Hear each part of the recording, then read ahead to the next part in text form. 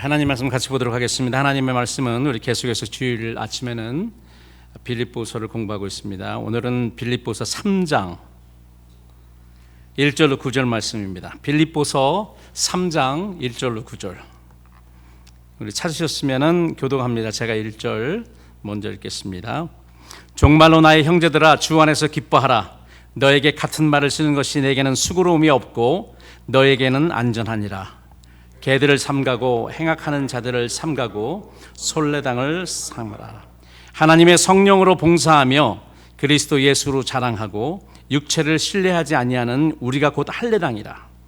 그러나 나도 육체를 신뢰할 만하니 만일 누구든지 다른 이가 육체를 신뢰할 것이 있는 줄로 생각하면 나는 더욱 그러하리니, 내가 8일 만에 할례를 받고 이스라엘의 족속이요 베냐민의 지파요 히브리인 중에 히브리인이요 율법으로는 바리새인이요 열심히는 교회를 핍박하고 율법의 의로는 흠이 없는 자로라.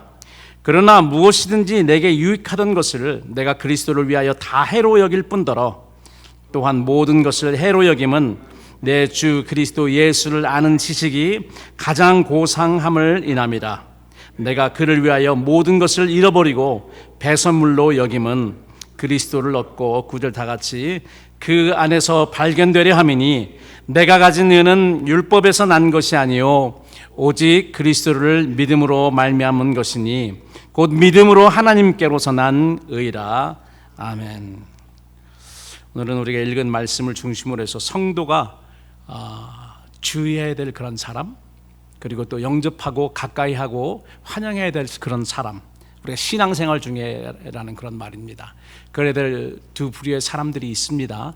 우리가 잘 분별해서 누구를 가까이 해야 되며 어떤 사람들을 조심해야 되는지, 이 우리 신앙에 치명적인 그런 상처를 줄 수 있습니다.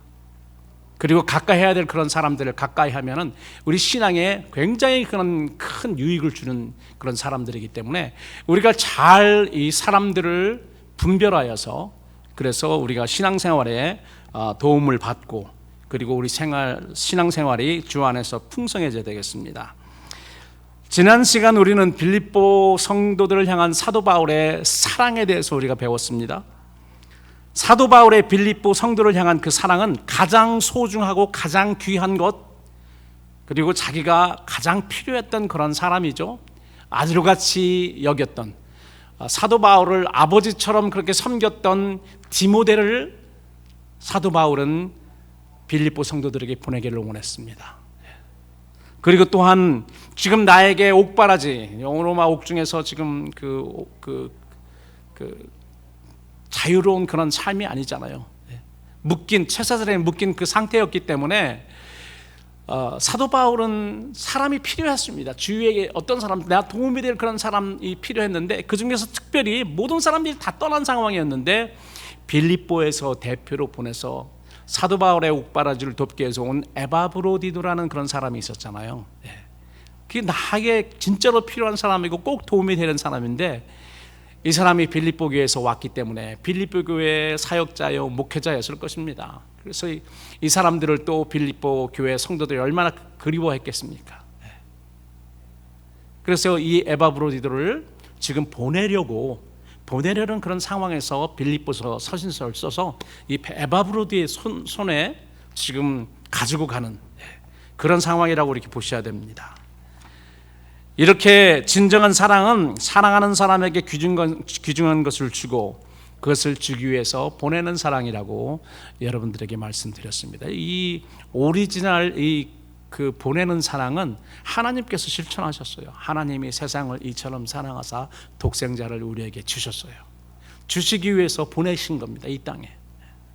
그래서 이 가장 귀한 것을 보내는 사랑은 아가페 사랑, 하나님의 사랑이다 라고 여러분들에게 지난 시간에 말씀드렸습니다. 빌립보서 2장 그 제일 마지막 29절에서 사도 바울은 지금 이 서신서를 가지고 빌립보로 향할 에바브로디도와 이제 곧 그들을 위해서 보내질 젊은 사역자죠, 디모데를 주 안에서 모든 기쁨으로 영접하고 또 이들을 존귀하게 여기라, 이렇게 권면하였죠. 그런 후에 오늘 우리가 읽은 3장으로 옵니다. 3장 2절에 성도가 주의해야 될 그런 사람들이 있는가 하면 또 영접하고 가까이 하고 환영해야 될 그런 사람이 있다고 했습니다. 여러분, 우리가 주의해야 될 그런 사람들은요, 우리 신앙생활에 아주 큰 해를 끼치는 사람입니다. 이런 사람들을 따라간다든지, 이런 사람을 바라본다든지, 이런 사람에게 영향을 받으면은 우리 신앙에 큰 해가 됩니다. 특별히 영계가 혼탁한 마지막 때에 특별히 우리들은 주의해서 살펴야 되고요. 어떤 사람이 내 신앙에 도움이 될 사람인지, 어떤 사람이 아닌지 우리가 분별해야 되는 것입니다. 우리가 주의해야 될 사람은 우리 신앙생활에 큰 해를 끼치는 자고, 우리가 영접해서 가까이 해야 할 자들은 우리 신앙에 큰 유익을 줄 수 있는 사람이기 때문에 그렇습니다.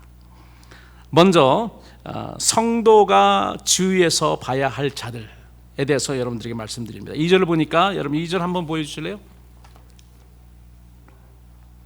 2절을 보면 삼가라라는 훈계가 3번 반복이 됩니다. 이건 명령이죠.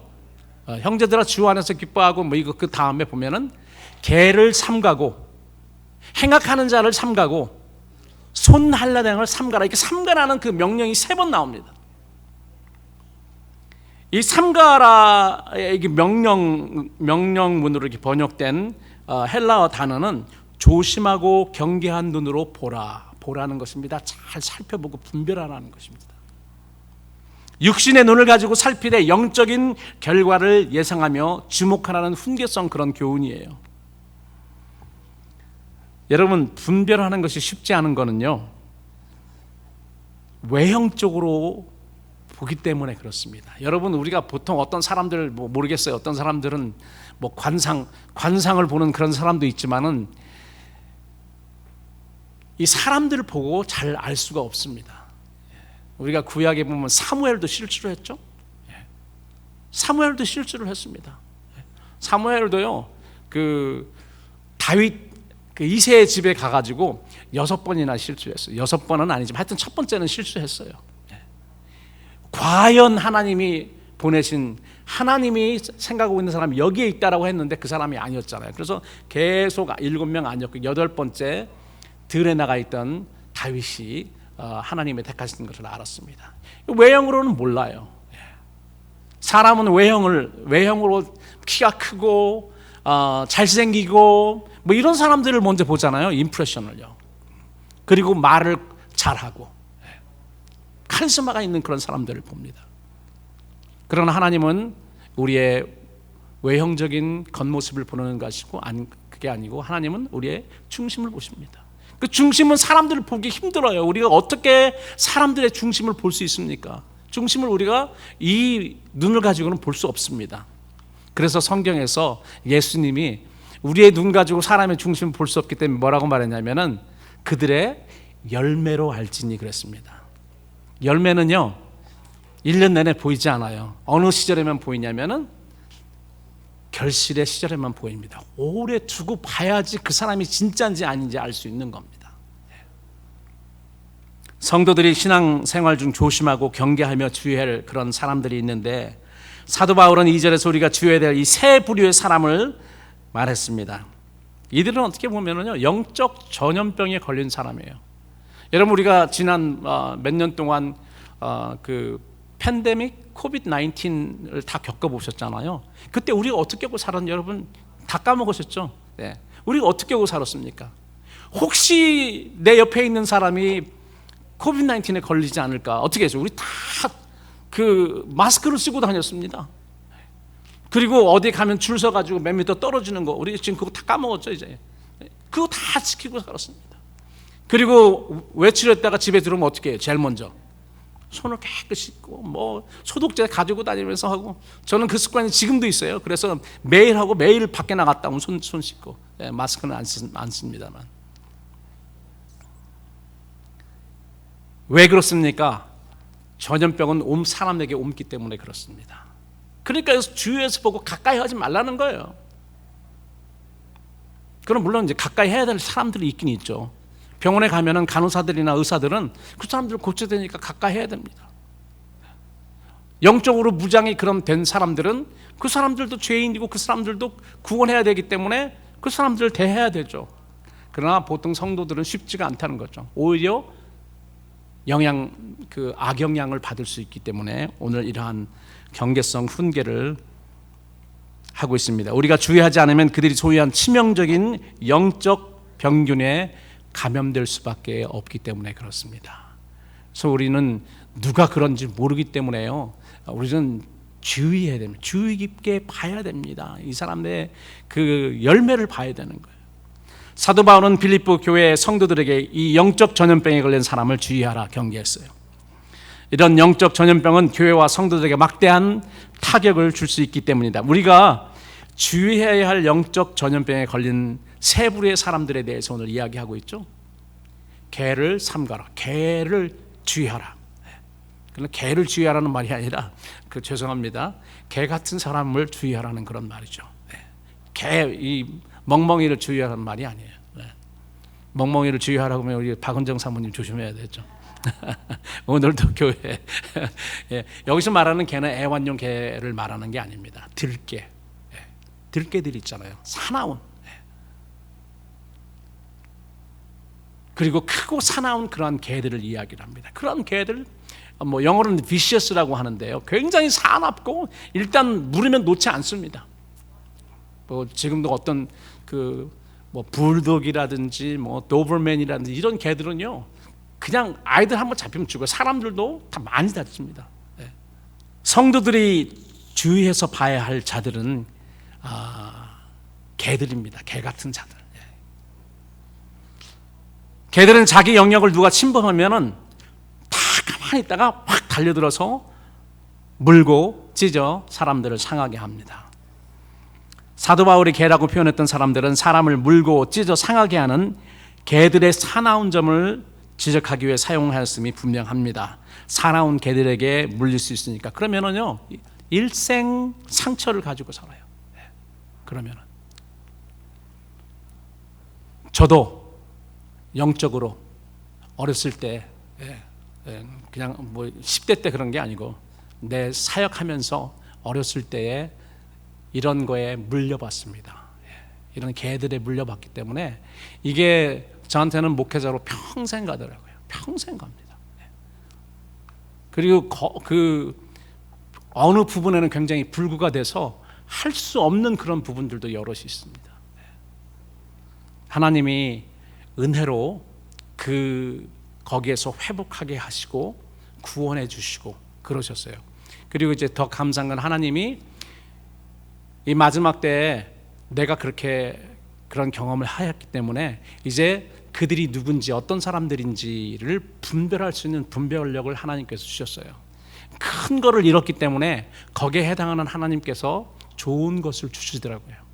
그래서 이런 사람들이 어떤 사람들이 분별하는 그러한 눈을 주셔서 100%다 분별한다는 말은 아닙니다. 보통 사람들보다 잘 분별하는 그런 눈이 있습니다.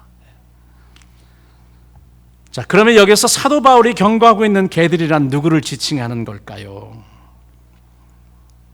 어떤 학자들은 베드로후서 2장 22절에 이런 말이 있어요. 참 속담에 이르기를 개가 그 토했던 것에 돌아가고 라는 그런 말이 있는데요.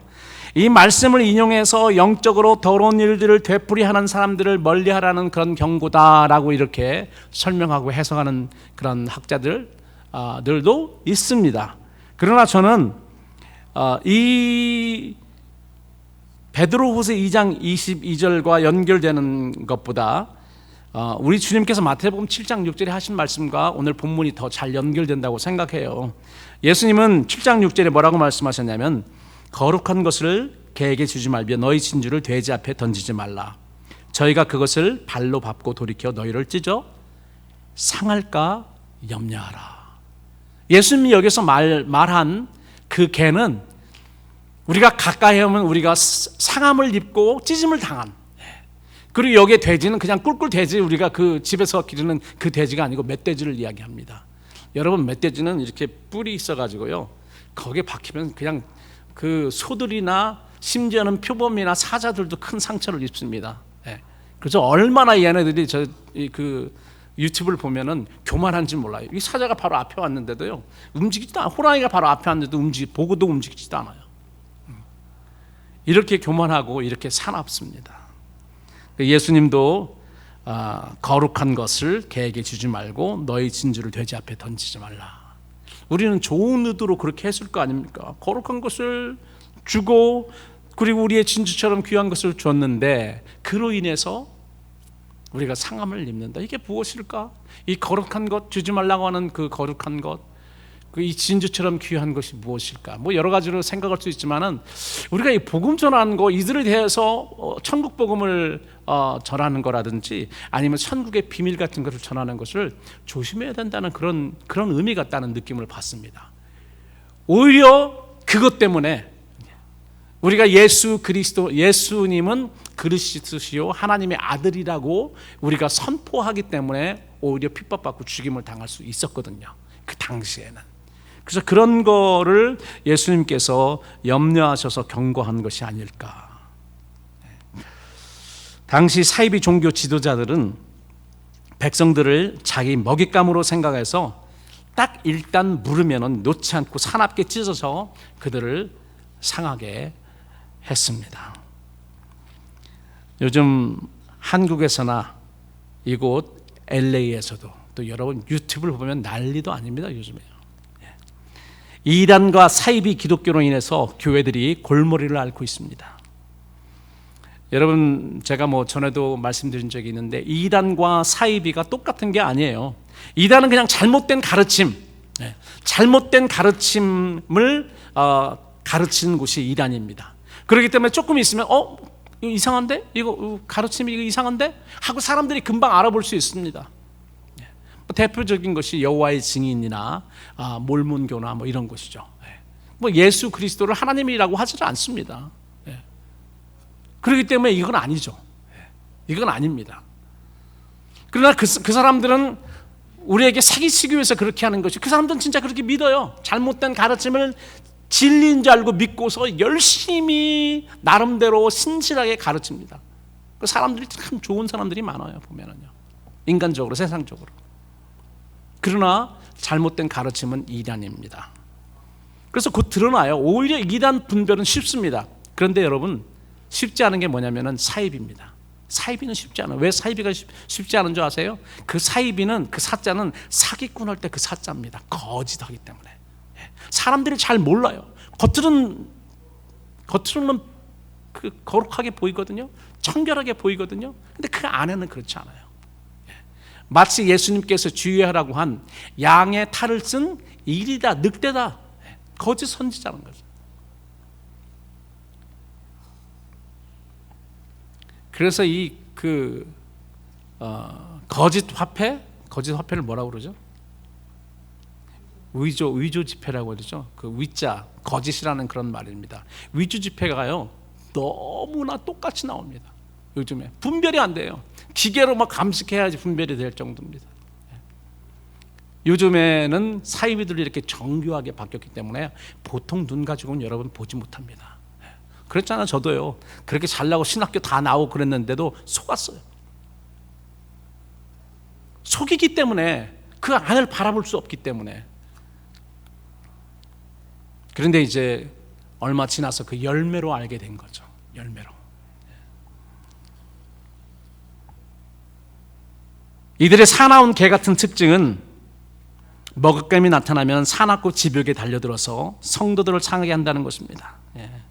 제가 조금 전에 유튜브를 말씀드렸는데, 요즘 보니까 유튜브에 완전히 아이돌처럼 생긴 그런 선지자가 나와서 그 뭐 예언도 하고 뭐 능력도 행하고 막 그러더라고요. 근데 좀 들었습니다. 기쁜데 사이비의 냄새가 솔솔솔솔 나요. 사이비의 냄새가 솔솔솔 납니다. 왜 그런가 하면은 30분 동안 말씀을 전한다고 설교를 하는데요, 거기에 90% 이상이 자기 자랑, 자기 잘난 것, 자기가 왜 진짠지, 내가 왜 하나님의 참 종인지에 대해서 이야기를 해요. 그리고 하나님의 말씀을 인용을 합니다. 인용을 하는 것 자기 변명, 자기를 디펜드하기 위해서 하지, 남의 유익을 위해서 하나님의 말씀과 진리를 전하지를 않습니다. 내가 왜 참 선지자든지 그런 말들을 통해서 해요. 남들이 옛날에 다 사용해 먹은 그걸 해요. 그래서 금방 알겠더라고요, 저는요.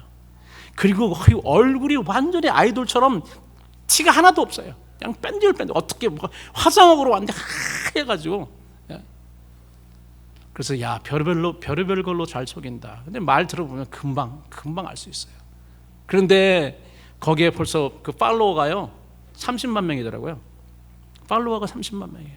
그리고 거기에 그 리액션 다른 거가요 너무 어떻게 이렇게 될 수 있지? 그렇게 잘려놨어요. 그렇기 때문에 이건 그냥 일부를 제가 말씀드리는 겁니다. 일부를 말씀드리는 거예요. 그래서 뭐 지금 30대 한 중반 정도 보이지 않아요. 그런데 내가 참 선지자다. 나는 하나님의 말씀밖에 하지 않는 사람이다. 그래서 이 계속 하는 거가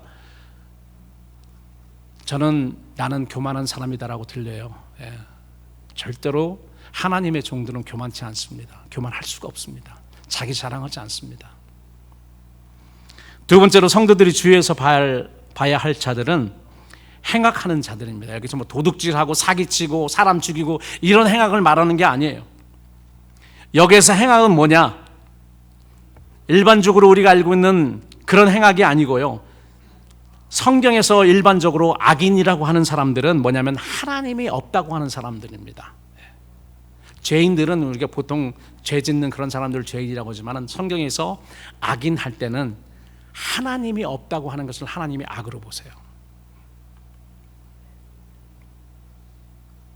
하나님이 없다. 하나님이 없다고는 왜 악인지 여러분 아세요? 하나님이 없다고 하는 것은 교만 중에 최대의 교만이거든요. 하나님이 없다고 하는 것은. 하나님은 겸손한 자에게 은혜를 주시는데, 그리고 하나님 앞에 나는 하나님이 꼭 필요합니다. 절대로 필요합니다. 이게 겸손입니다. 사람들 앞에서 굽실거리는 게 겸손이 아니에요. 내가 부족하기 때문에 나는 하나님 100% 하나님 의지하고 하나님이 필요합니다 라고 고백하고 그대로 사는 사람이 바로 믿음이 있는 사람이고 겸손한 사람인 것이죠. 그와 반대, 말로는 하나님이 필요하다고 하면서 그 행동에는 하나님 필요한 것처럼 살지 않는 그런 사람들이 악한 사람이에요. 뭐 기독교 지도자 중에서는 누가 하나님이 없다고 그렇게 말하는 사람은 거의 없겠죠. 물론 가끔가다 있긴 있습니다, 말로도. 그러나 하나님 없는 것처럼 사는 사람들, 여러분 그런 사람들에게 영향받지 마십시오. 영향받을 이유가 없습니다. 시편 10절, 시편 4절에 보니까 시편 기자는 이렇게 이야기했습니다. 악인에 대해서. 악인은 그 교만한 얼굴로 말하기를 여호와께서 이를 감찰치 아니하신다 하며 그 모든 사상에 하나님이 없다 하나이다. 여호와께서 나를 감찰치 아니하신다면 여호와 하나님에 대해서 아는 사람이에요. 여호와 이름을 알지 못한 사람이 왜 여호와는 나를 감찰하시지 않는다는 그런 말을 하겠어요. 그런데 속으로 어떻게 그 사상에 하나님이 없이 생활한다는 거예요. 많은 사람들이 이렇게 삽니다. 내가 신앙이 있다 그러면서도 아니야, 나는 돈이 필요해, 나는 권세가 필요해, 권력이 필요해, 나는 이게 필요해. 이렇게 사는 지도자들도 있고 이렇게 사는 성도들도 있습니다. 여호와 하나님이 이런 것들을 감찰하지 않으신다라거나 하나님이 없다라고 말하는 외형적으로 말로 그렇게 이야기하는 기독교 지도자들은 거의 없을 것입니다. 그런데 얼마 전에 제가 이 아래글을 읽으니까 뭐 유튜브를 보고 아래글을 보니까 한국의 어떤 목사님이 그냥 제가 이름만 대면 여러분도 아시는 목사님입니다. 이런 말을 했더라고요. 제가 그 유튜브에서 그 말 한 걸 들었습니다. 하나님 꼼짝마, 하나님 까불면 나한테 죽어, 이런 말을 했어요. 그런데요, 뭐 그렇다고 쳐요. 그 사람은 이 사람은 목사가 아니구나. 내가 딱 그 결정 지었던 거가 어떻게 하나님한테 목사가 이런 말을 할 수 있습니까? 하나님 까불지 마. 상황이 어떤지 I don't care. 난 상관이 없습니다. 어떤 상황에서 이런 말을 했는지 중요하지 않아요. 목사 입에서 하나님 까불면 나한테 죽어, 깡패야? 사람들한테도 목사가 이런 말 하지 않습니다. 이건 완전히 그 하나님 모독한 신성 모독죄예요. 이건 신성 모독죄이기 때문에 옛날 유대 그 시대 같으면 돌로 쳐 죽임 당해야 됩니다. 이런 말을 좀 드려서 죄송합니다만 어떻게 그럴 수 있나. 그런데 더 웃긴 거는요, 몇 주일 후에 이 사람을 한국 기독교 총회 연합회 총연합회 회장으로 이 사람을 추대하는 그러한 목사들이 굉장히 많다. 그러니까 추대된 거예요. 총회장으로. 한국을 대표하는 한국 기독교 총연합회 회장으로 몇 주일 후에, 이렇게 말한 몇 주일 후에 추대되고, 그런 교회들, 또 교회도 이렇게 추대했기 때문에 그렇게 되죠. 그런 교회들이 많아요.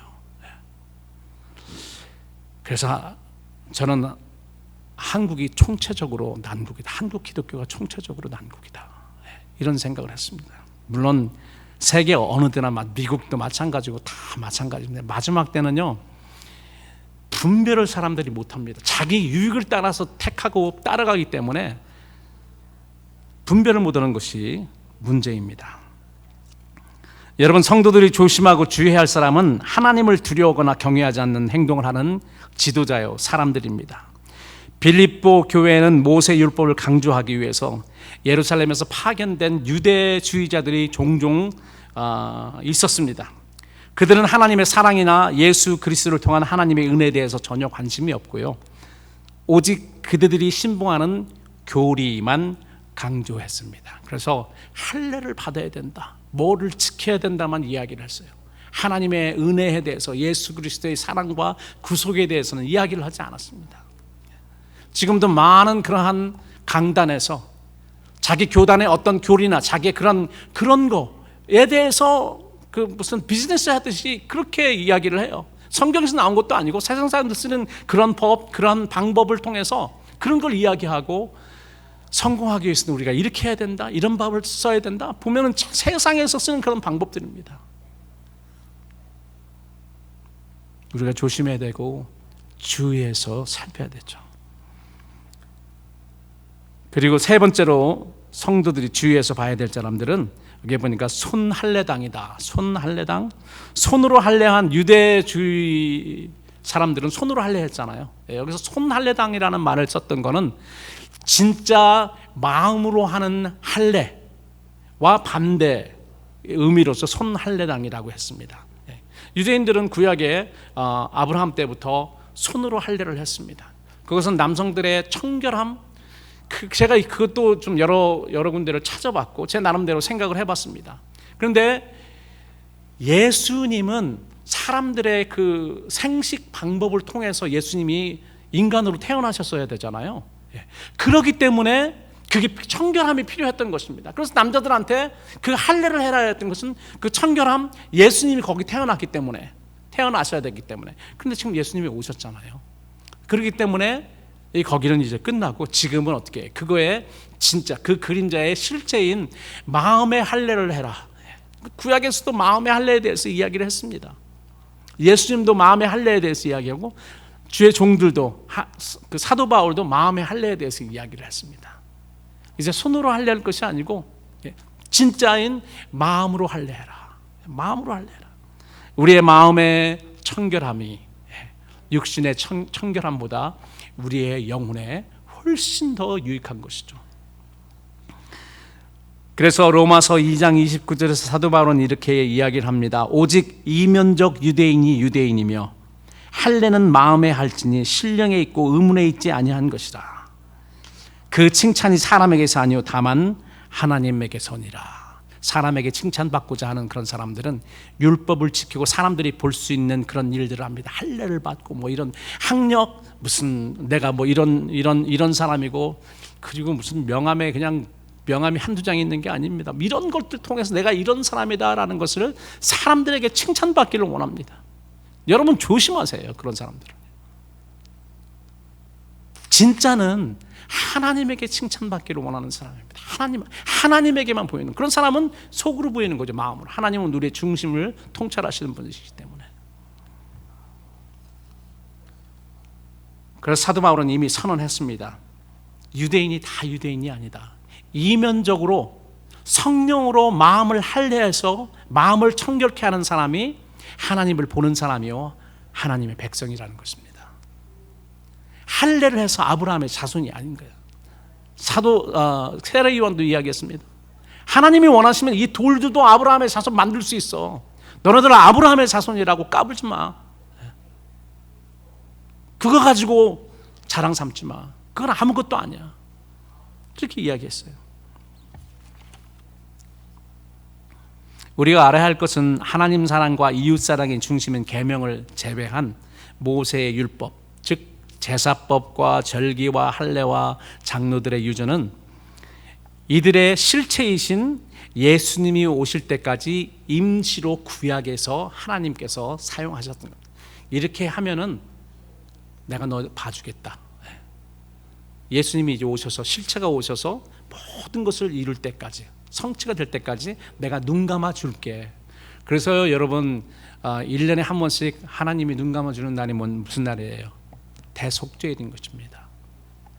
와서 자기 1년 지은 모든 죄와 이런 것을 하나님 앞에 드리면은 그럼 하나님이 어떻게 한다고요? 덮어주시는 거예요. 덮어주시는 거예요. 눈 감아주시는 것입니다. 그래서 이 날을 히브리어로 뭐라고 하냐면은 욤키퍼라고 합니다. 욤키퍼. 키풀이라는 말이 뭐냐면 덮는다는 거거든요. 욤이라는 말은 day, 날이라는 말입니다. 날. 대속죄일. 네. 그 대속죄라는 말은 뭐냐면은 덮어준다는 것입니다. 하나님이 1년 동안 지은 것을 덮어주십니다. 눈 감아주시는 거예요. 그리고 그 1년 후에 어떻게 해야 돼요? 1년 후에 또다시 눈 감아줘야 되고 또다시 눈 감아줘야 되고 계속 이렇게 해왔어요. 언제까지? 예수님이 오셔서 단번에 속죄 제사를 드려서 더 이상 이 속죄에 대한 그런 제사가 필요 없는 그 제사를 십자가에서 드릴 그때까지입니다. 그런데 여러분 그 이후에 짐승으로 제사 드리는 구약의 방법을 사용하는 것은 이것도 신성모독입니다. 예수님의 단번에 드리신 그 속죄 제사를 업신여기는 거죠. 그렇기 때문에 이제는 더 이상 필요가 없습니다. 짐승의 제사가. 그런데 예수님이 십자가에 달리셔서 하나님이 기뻐하시는 단번에 드린 그 더 이상 제사가 필요 없는, 짐승의 제사가 필요 없는 그 제사를 드린 그 다음에도 약 40년 동안, 주후 70년까지 예루살렘 성전이 다 없어지기까지 40년 동안 유대인들은 어떻게 했다? 짐승의 제사를 드렸다 안 드렸다? 계속해서 드렸습니다. 계속해서 예루살렘 성전에서 계속 짐승 잡는 예배를 드렸는데 하나님이 분노하셨어요. 왜 분노하셨을까요? 내가 내 아들을 보내서 너희들의 속죄 제사로 단번에 드려서 더 이상 필요 없는 영구한 그런 제사를 드리게 했는데 그게 부족하다고 또 짐승 제사를 드리니? 하나님이 분노하신 거죠. 그래서 돌 위에 돌 하나 남지 않고 예루살렘과 예루살렘 성전을 깡그리 더 이상 제사에 지자도 나오지 않도록 그렇게 무너뜨린 것입니다. 그리고 지금 몇 년이 지났습니까? 2000년 지난 시기까지 제사를 드릴 수 없습니다. 왜 제사를 드릴 수 없는가? 유대인들은 제사를 어디서 드립니까? 예루살렘에서 드리고 예루살렘 성전 아니면 드리지 않습니다. 그래서 그 이후에 예수님 그 예루살렘 성전이 박살난 그 이후 지금 2000년 동안 제사를 못 드려요. 이건 하나님이 맡고 계시기 때문에 그렇습니다. 하나님이 맡고 계시기 때문에. 그런데 여러분 데살로니가 후서 2장에 보면은 사도 바울이 이렇게 이야기했죠. 불법의 사람이 나타나면 그로 하여금 예루살렘 성전을 짓게 할 것입니다. 그리고 모든 유대인과 거기에 동조하는 기독교인들이 한 마음으로 그를 조력하게 될 것입니다. 이런 날이 곧 옵니다, 여러분. 정신 차려야 되죠, 우리가요.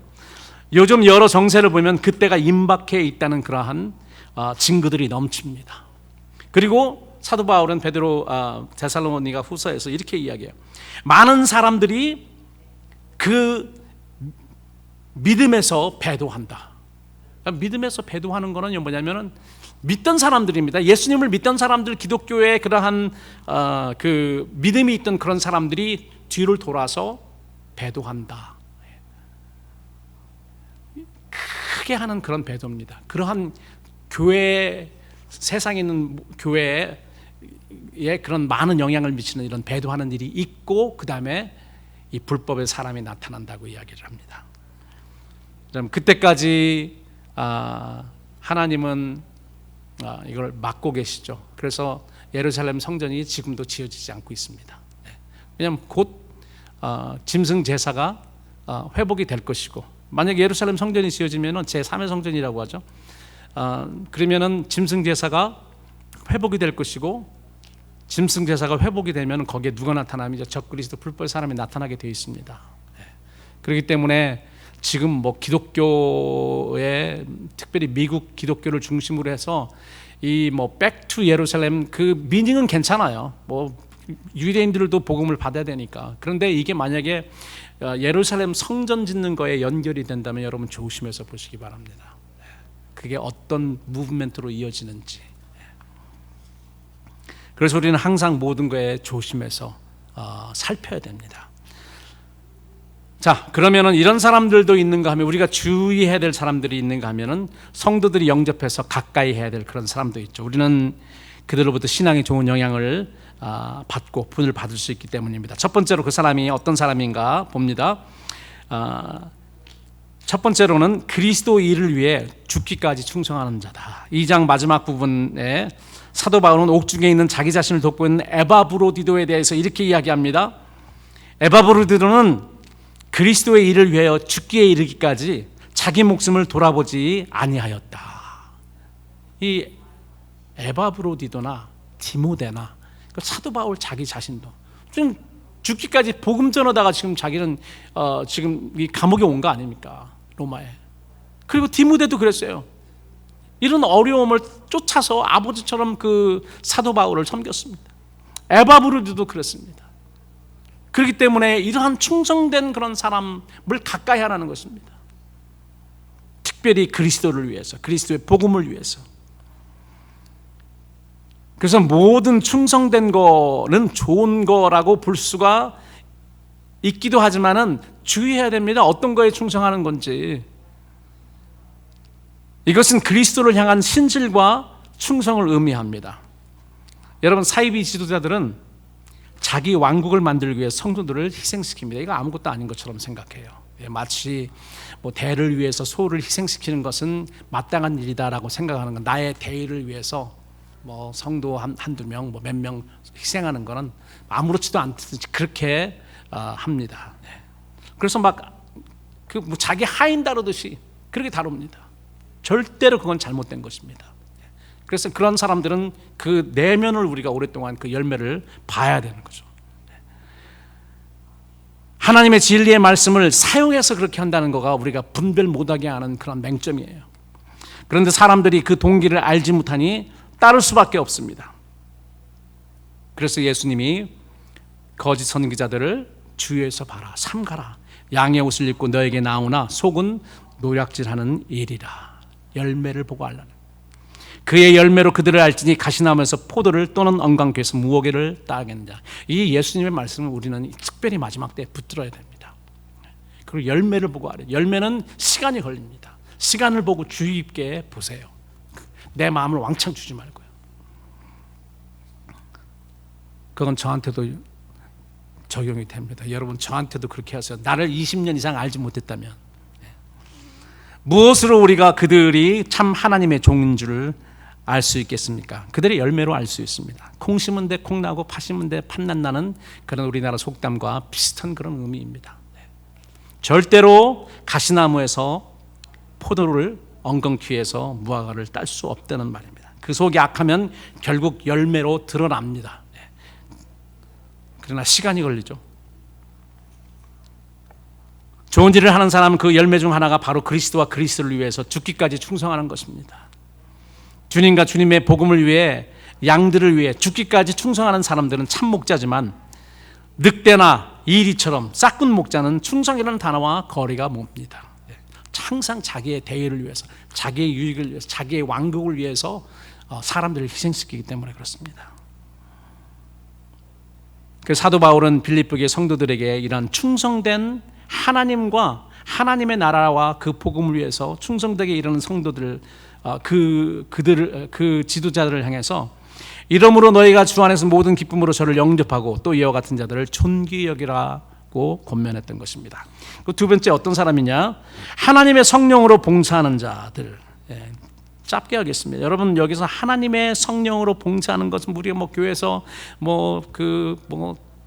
여러 가지 우리가 교회에서 봉사를 하는데 그런 봉사도 해당이 되지만은 여기는 섬김을 이야기하고 있습니다. 제사장이 하나님을 섬기는 그 섬김이 같은 그런 단어거든요. 그걸 말하고 있어요. 성령으로 하나님을 섬기는 것을 이야기하고 있습니다. 이걸 사도 바울은 빌립보서에는 이렇게 이야기했지만 로마서 12장에서 어떻게 말하냐면은 하나님을 섬기는 것을 이렇게 이야기합니다. 너희를 하나님이 기뻐하시는 너희 몸을 하나님이 기뻐하시는 산제사로 드려라. 이것이 하나님이 원하시는 제사고 영적인 제사, 진짜 제사라는 것입니다. 진짜 하나님이 원하시는 제사, 우리가 성령으로 하나님을 섬기기를 원한다면 우리의 삶에서 우리의 희생과 우리의 삶을 통해서 하나님께 우리의 희생을 드리는 거죠. 그리스도를 위해서, 그리스도 복음을 위해서, 하나님을 위해서 우리가 희생하는 그런 모든 것은 하나님께 드리는 영적인 제사, 진짜 제사인 것입니다. 우리가 오늘 나와서 하나님 앞 찬양으로 예배를 드리는 것도 예배지만은 더 진짜 예배는 그 예배. 이거는 이제 시작이죠. 시작을 통해서 우리가 어떻게 우리 삶에 가지고 가는 것. 우리 주일 와서 예배 드리는 것은 하나님 내가 이렇게 살게 하나님 앞에 선언하고 선포하고 다짐하는 것이고 하나님이 주신 능력과 은혜를 가지고 나가서 그렇게 예배 드리는 것이 진짜 예배라는 것이죠. 이게 사도 바울이 로마서에서 말하는 12장에서 말하는 하나님의 성령으로 봉사하는 것입니다. 우리는 다 영적인 제사장들이기 때문에 다 이 일을 해야 됩니다. 목사만 하는 것이 아니고 선교사만 하는 것이 아니고 성도들 모두가 다 제사장으로서 영적 제사, 하나님이 기뻐하는 나의 삶을, 내 몸을 하나님이 기뻐하시는 산제사로 내 삶에서 드리는 그런 일을 감당해야 되는 것입니다. 마지막으로 3절에 보니까 그리스도 예수로 자랑하고 육체를 신뢰하지 아니하는 우리가 곧 할례당이다. 그리스도로 자랑하고 육체를 신뢰하지 않는 그런 사람들. 여러분 자기를 자랑하는 사람들은요 멀리하세요. 그 사람이 진짜인지 아닌지 그거 상관하지 말고 자기 자랑을 많이 하는 사람들은 멀리하시고 자기의 어떤 것을 감추고 하나님만 드러내고 그리스도만 드러내려고 하는 그런 사람들과 가까이 하세요. 마음으로 할례 받은 자들은 자기를 자랑하지 않습니다. 자기 잘난 체도 않습니다. 내가 왕년에 이런 말도 하지 않습니다. 자기를 자랑하고 자기를 드러내며 자기 잘난 체 하는 것은 하나님 앞에서 한마디로 교만입니다. 그리고 그렇게 잘나지도 않았는데 그걸 또 그냥 만회하기 위해서 부풀려서 이야기하잖아요, 사람들은요. 반대로 하나님 앞에서 진정한 겸손은 모든 일에 예수님을 자랑하고 하나님께 영광 돌리는 그런 삶입니다. 사람들 앞에서 굽실거리는 것이 겸손이 아닙니다. 겸손은 소극적이지 않습니다. 예수님을 자랑하고 적극적으로 하나님께 영광 돌리는 그런 일인 것이죠. 말은 제가 자주 하는 말이 부흥사들 보면 이런 말 부족한 종이 이렇게 하는데 그 말을 할 필요가 없습니다. 그렇지 않아도 부족하다는 거 다 아는데 부족한 종. 그래서 저는 부족한 종이 어쩌고 저쩌고 하면은 나는 잘난 사람이요 이렇게 말하는 것처럼 그렇게 들려요. 오히려. 그래서 말할 필요가 없습니다. 그런 거는 사실요. 그냥 예수님만 자랑하면 되는 거죠. 아주 적극적으로 예수님을 자랑하고 하나님께 영광 돌리는 그런 삶을 사는 사람, 우리가 가까이 해야 될 사람이죠. 사도 바울에게도 사람들 앞에 여러분 자랑하고 잘난 척하고 싶은 신뢰할 만한 것이 없었던 사람이 아니잖아요. 사도 바울이 얼마나 세상적으로 보면 잘 나가던 사람, 잘 나가던 그런 청년이었는지 우리는 잘 압니다. 이거 자랑할 만한 거죠. 왜 이 말도 사도 바울이 왜 했냐면요, 다른 사람들이 와가지고 사도 바울을 깔아 뭉기면서 자기 잘난 거에다 이야기하기 때문에 너무 마음이 상했어요. 야, 너네들만 잘났어. 나도 자랑할 거로, 너희처럼 자랑할 거 있으면 나도 너네들보다 더 많이 있어. 이런 의미로 너무 마음이 상해서 한 거지 자랑하고 싶어서 말한 게 아닙니다. 너네만 유대인이냐? 나도 유대인이야. 너만 이스라엘 족속이야? 나도 그래. 나는 베냐민 집하고 바리새인이고 얼만큼 열심히 했으면 교회를 핍박했겠느냐.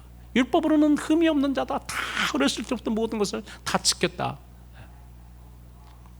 근데 이제 여기서 끝났다면 이게 사도 바울의 자기 자랑이지만은 이게 아니었어요. 그러나 예수님을 아는 이 고상한 일 때문에 내가 자랑할 만한 이런 것들을 다 똥처럼 여겼다는 것입니다. 배설물로 여겼다.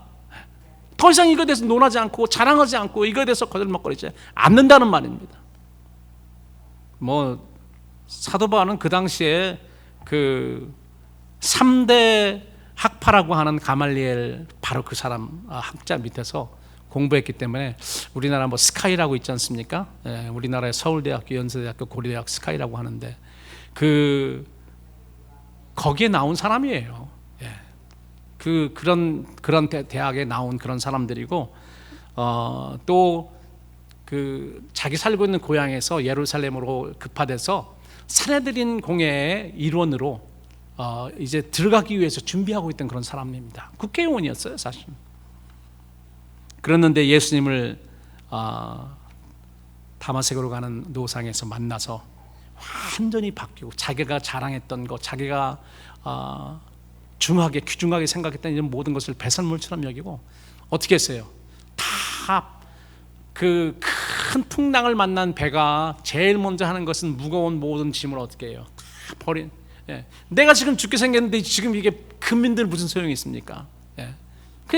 다 모든 중요한 거, 내가 귀하게 생각했던 그런 모든 것들을 다 버린 것처럼, 내가 예수님 사랑하는 예수님 믿는 이것이 너무 고상하기 때문에 내가 그동안 생각했던 모든 것들을 다 배설물처럼 여기고 다 버렸다.